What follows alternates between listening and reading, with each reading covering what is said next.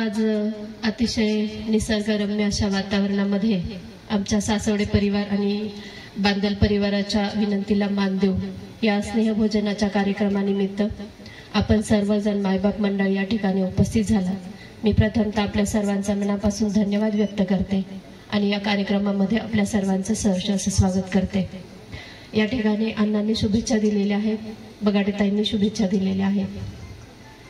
हा कार्यक्रम या ठिकाणी करत असताना सगळ्यांनी आपल्या मनातील भावना या ठिकाणी व्यक्त केलेल्या आहेत की बाबा मला जिल्हा परिषद सदस्य व्हायचंय, कोणाला पंचायत समिती सभापती व्हायचंय, कोणाला पंचायत समिती सदस्य व्हायचंय आणि ताकाला जाऊन गाडगं लपवायचं नाही असं माझ्या भावाने सांगितलेलं आहे।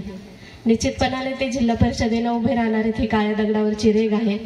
आमचे रवी मामा या ठिकाणी आलेले आहेत आणि रवी मामांनी सांगितलं आहे यावेळेस की ताई काही झालं तरी रामभाऊ सासवडे आणि रेखाताई बांदल यांचा प्रचार मी स्वतः करणार आहे। आमचे रवी मामा या ठिकाणी उपस्थित झालेत। मामा तुमचंही मनापासून स्वागत। नुकतीच विधानसभेची निवडणूक झालेली आहे आणि आपल्या शिरूर हवेली विधानसभा मतदारसंघाचे आमदार माऊली आबा कटके। खरं तर आमदार कसा असावा तर माऊली आबांसारखा असावा। गेल्या 5 वर्षामध्ये आम्हाला आमदारांचं लेटर पॅड कसं असतं हे कधी बघायला मिळालं नाही, पण आता कोणीही चिंता करायची गरज नाहीये। प्रत्येकाच्या हातामध्ये आमदारांचं लेटर पॅड असणार आहे। बऱ्याच ठिकाणी लोणी काळभोरची सभा झाली। लोणी काळभोरच्या सभेमध्ये एक स्क्रिप्ट लिहून देण्यात आली आणि आमच्या बांदल परिवारावरती, कटके परिवारावरती आरोप प्रत्यारोप करण्यात आले। आम्ही बँकेचं कर्ज घेतलेलं आहे, आम्ही बँकेचं कर्ज फेडलेलं आहे। वैयक्तिक माझ्या नावाचं 20 लाखाचं कर्ज बाकी आहे। आम्ही वर्षानुवर्ष बँकेमध्ये जाऊन सांगतोय आम्ही पैसे भरायला तयार आहे, आम्हाला तुम्ही परमिशन द्या, पण आम्हाला त्या ठिकाणी ती परमिशन मिळत नाही। मी सहकार खात्याची परमिशन मी स्वतः जाऊन घेतलेली आहे। ईओडब्ल्यूच्या परमिशनला मी ईओडब्ल्यूच्या ऑफिसमध्ये जाऊन फेऱ्या मारत आहे।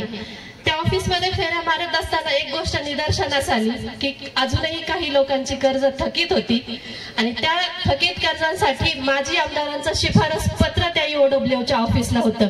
मग ही जर थकवणारी कर्ज तुमच्या जवळच्या लोकांची होती तर मग तुम्ही असे गंभीर आरोप आमच्यावरती का करू शकता?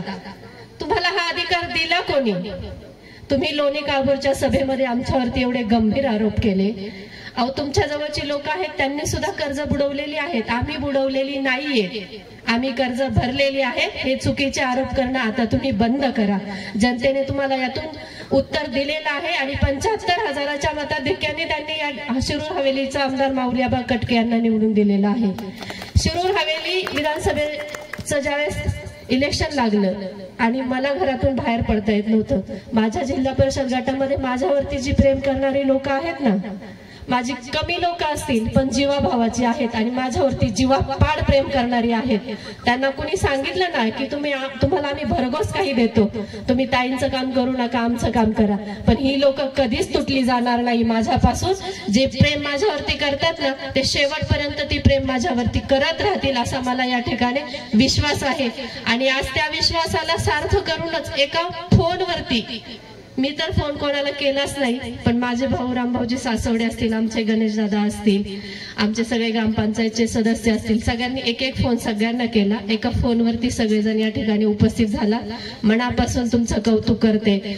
खरं तर कार्यकर्ते कसे असावेत, मनापासून प्रेम करणारे असावेत आणि हे आज तुम्ही या ठिकाणी या उपस्थितीमधून दाखवून दिलेलं आहे। आम्ही अजिंक्य तारा क्रीडा प्रतिष्ठानच्या माध्यमातून वेगवेगळे उपक्रम या ठिकाणी राबवतो। मग स्नेहभोजनाचा कार्यक्रम असेल, अखाड पार्टीचा कार्यक्रम असेल, शिरूर कुस्तीचा कार्यक्रम असेल, फेस्टिवलचा कार्यक्रम असेल, वेगवेगळे कार्यक्रम आम्ही या ठिकाणी राबवतो आणि तुम्ही सगळे मायबाप मंडळी आम्हाला भरभरून साथ देतात। आमचे छब्बू काका त्या कोपऱ्यात तिकडे जाऊन बसलेले आहेत, पण 8 दिवस झाले की छब्बू काकाचा फोन येतो, ताई कधी येणार आहेत आप्पा? आप्पांवरती सगळ्यांचं खूप जीवापाड प्रेम आहे आणि निश्चितपणाने जे संकट आपल्यावरती ज्यांनी पाठवलेलं आहे त्यांना आपण सगळ्यांनी धडा शिकवलेला आहे। इथून पुढे आता आपल्यावरती कुठलंही संकट येणार नाही। काही प्रशासकीय बाबी असतात, 7 तारखेपर्यंत कोर्टाला सुट्टी आहे। 7 तारखेनंतर लवकरच आप्पा बाहेर येतील आणि आपल्या सर्वांच्या मध्ये शिरूर हवेली तालुक्यामध्ये निश्चितपणाने आपल्याला एक आनंदाचं वातावरण या ठिकाणी पाहायला मिळेल। आजचा हा अतिशय सुंदर कार्यक्रम आयोजित केलेला आहे। आपल्या सर्वांना एकत्र येण्याचा एक छोटासा प्रयत्न आमच्या बांदल परिवार सासवडे परिवाराने केलेला आहे. खरं तर रामभाऊजी सासवडे यांचं कौतुक करावं तितकं कमी आहे.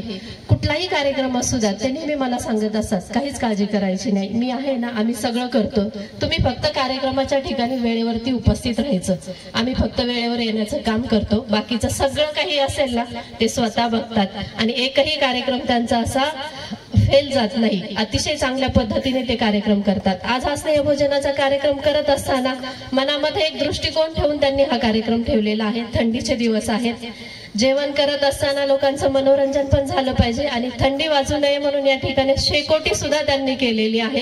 खरंच मनामध्ये कल्पकता किती असावी हे त्यांच्याकडे बघितल्यावरती समजतं. शिक्रापूरमध्ये सर्व तरुण सहकाऱ्यांना सोबत घेऊन नेहमीच अतिशय चांगल्या पद्धतीचं काम ते या ठिकाणी करत असतात. तुम्ही सगळे मायबाप मंडळ निश्चितपणाने आतापर्यंत आम्हाला अतिशय चांगल्या पद्धतीची साथ दिलेली आहे आणि इथून पुढे सुद्धा तुम्ही आमच्या दोन्ही परिवारावरती अतिशय चांगल्या पद्धतीचं प्रेम कराल अशी या ठिकाणी अपेक्षा व्यक्त करते. आमच्या बगाटेताईंनी सांगितलं की राजकारणात आम्हाला ह्या सगळ्यांनी आणलं, पण बगाटेताई पहिली जिल्हा परिषद सदस्य पाबळ केंदूर जिल्हा परिषद गटामध्ये झाली आणि आता प्रचाराला मी तर पहिल्यांदाच बाहेर पडले होते. मग आता प्रचार करायचा तर कुठे करायचा, कसा करायचा, पाबळमध्ये गेलो आणि बगाटेताईंचं नाव एक जणांनी सांगितलं की तुम्ही ताईंच्याकडे जा. आम्ही गेलो होतो ताईंच्या घरी. ताई बाजारात गेल्या होत्या, डोक्यावरती भाजीची पिशवी घेऊन येत होत्या. म्हटलं ह्याच बगाटेताई. मग ह्याच बगाटेताईंना घेऊन आम्ही प्रचार केला, 15 दिवस प्रचार केला. पण 15 दिवसाचा प्रचार करत असताना आमच्या बगाटेताईंच्या सासूबाई वयस्कर होत्या. रात्री 12 वाजता जरी प्रचार करून आला ना तरी त्या आमच्या काकूंनी आम्हाला कधीच उपाशी घरी येऊन दिलं नाही. घरी आलो ना वरण भाताचा कुकर, शेंगदाण्याची चटणी आणि चपात्या करून ठेवलेल्या असायच्या. जेवढ्यात आम्ही दिवसभर थकून यायचो आणि काकूनी, त्या वयस्कर काकू आमच्या स्वयंपाक करून ठेवायच्या, तिथे आम्ही जेवायचो आणि मग घरी यायचो. खरंच ताई, म्हणजे तुमच्या बगाटे परिवाराचे आमच्यावरती एवढे उपकार आहेत ना ते आम्ही कधीच विसरू शकत नाही. शेवटच्या क्षणी काकू नेहमी सांगायच्या की बांदल साहेब मला कधी भेटायला येतील, मी वरती गेल्यावरती मला भेटायला येतील का. पण एक दिवस अचानक असा उजडला आणि पाबळवरून येताना मला फोन आला, अगं मला काकूंच्याकडे जायचंय, काकू आहे का घरी. आणि मला वाटते की हा प्रसंग घडायच्या अगोदर 15-20 दिवस आधीच ते काकूला भेटून आले होते. म्हणजे एखाद्या वयस्कर व्यक्तीच्या मनामधील इच्छा जी असते ती सुद्धा देव कशी पूर्ण करून घेतो. काकूची आणि आपणची भेट देवाने घडून आणली आणि दोघं एकमेकांना भेटून दोघांनी जवळजवळ 1-1.5 तास मनमुराद गप्पा मारल्या होत्या. म्हणजे वयस्कर लोकांचे आशीर्वाद सुद्धा आपल्याला कसे मिळतात की देव कुठल्या ना कुठल्या रूपाने ते आशीर्वाद आपल्या पाठीशी देतो. निश्चितपणाने ताई, तुम्हाला पण फोन केला, तुम्ही पण या ठिकाणी आलात, मनापासून तुम्हाला सुद्धा धन्यवाद देते. आपण सगळेजण या ठिकाणी आमच्या विनंतीला मान देऊन उपस्थित झालात. पुन्हा एकदा आपल्या सर्वांचा मनापासून आभार व्यक्त करते आणि आपल्या सर्वांना नवीन वर्षाच्या मनापासून खूप खूप शुभेच्छा देते. धन्यवाद.